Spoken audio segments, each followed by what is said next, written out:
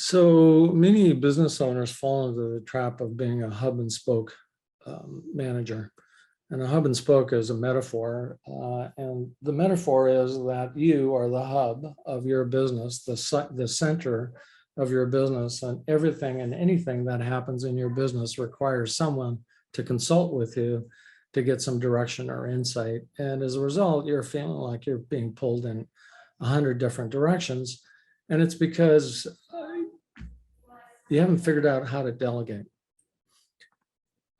Many business owners confuse delegation with abdication. When they think of delegating, what they really do is they just offload, say it's your problem, you handle it. So I learned this lesson when I was 22 or 23. I was a store manager of a tip-top store. And in particular, it was a store in Pacific Center. We had maybe 5 full-time employees and a bunch of part-timers. And what I would do is I would assign a section of the store to each of the full-timers. So what I mean by that is there was a guy who was in charge of the suit section. His name was Nanji, by the way. There was a guy in charge of sport coats and pants. There was a guy in charge of sportswear. There was a guy in charge of haberdashery, dress shirts and ties and that kind of thing. And the flip in perspective was I didn't go to them and tell them what to do. I went to them each Monday and said, what do you need from me? What's going on in the suit department? We have a sale going on this week. What help do you need from me and the other team members to get the suit department ready for the sale?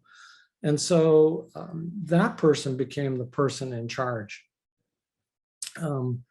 Kind of a metaphor I often talk about with clients is if you're the captain of a 50-foot boat in the Navy and there's a crew of 10, let's say, how often is that captain in the engine room with tools?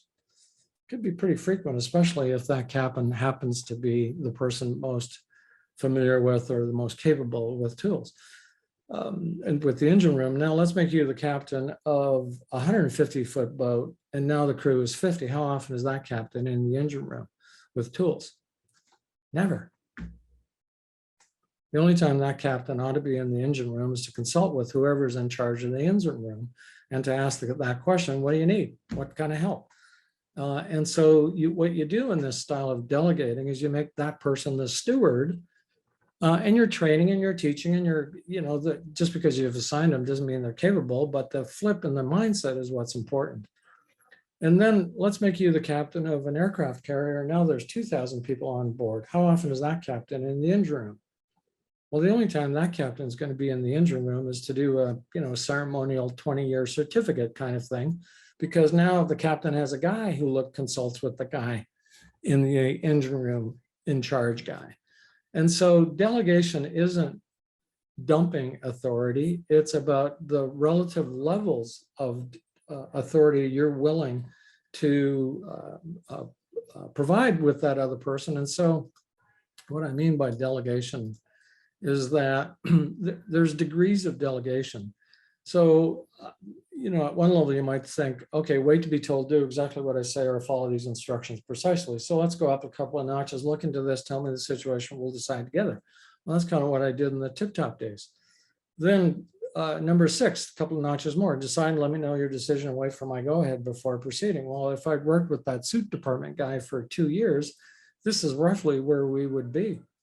And now let's go up to like 9 or 10. Hey, decide and take action. You need not check back with me, or decide where actions, it's your area of responsibility, which for most business owners is what they do. But that without the proper support, coaching, training is abdication. So the other thing that happens is that I might get to a place with Nanji and say, you're a level 9 now, just look after it, let me know what you're doing. And then I give them and switch it up, and I now call him the sport coat and pant guy. Well, hey, wait a minute, you're back to level 3. On the suit, no problem. You're a 9, nothing's changed, you're a 9. But now we've got a new department, new responsibilities. We don't know yet, haven't done all the training and coaching. And so you're a level 3. My goal is to get you up to a 9. I expect you're going to get to a 9, but for the moment, we're going to start at 3. Does that work for you? And in fact, if back in the day, I would have taken this out and given it to Nanji and say, where do you think you are? on this scale? Are you a 3 or a 4? Oh, 4. Okay, fine. Let's start with a 4 and see what happens. And so it's a mutual kind of agreement or contract or mutual understanding. And it does so much to clarify what your respective expectations are. The other thing I'd say about delegation is that the best way to delegate your expectations is to describe them in the form of a SOP, a standard operating procedure. And the way you do it is you do the description, you describe your expectations, you describe the process or how these things are going to be done, but it's the job of the incumbent, in this case, Nanji, to actually write the SOP based on the instructions, based on his understanding. And the goal of that, of course, is, first of all, we want an SOP, standard operating procedure. Number two is Nanji, by writing it, is going to demonstrate to me that he has a perfect understanding because he's going to document our agreement. And then number three, I can take that as a teaching tool. The next time I ask anyone to do that, they can take the SOP and just act on it, and largely it's there. So to tease you a little bit, how do they get those French fries to taste the same, whether it's in your hometown or in Asia or in Europe? And those French fries are made by a 16-year-old, and the parents of the 16-year-old can't get him or her to clean their bedroom. How do they do that? They have great systems. There's a recipe, there's a process. You can teach that recipe and process to anyone who's capable of understanding that kind of thing. And so that's what the lessons of turning back to Nanji in the suit department is.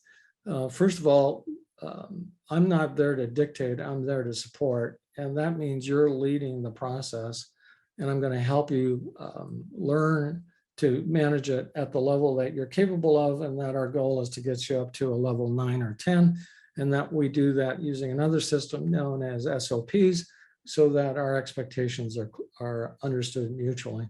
So delegation is amongst the most significant skills that a leader can learn, and typically about the thing that most managers have never learned to do, most business owners have never learned to do, and that's why so many owners are hub and spoke managers.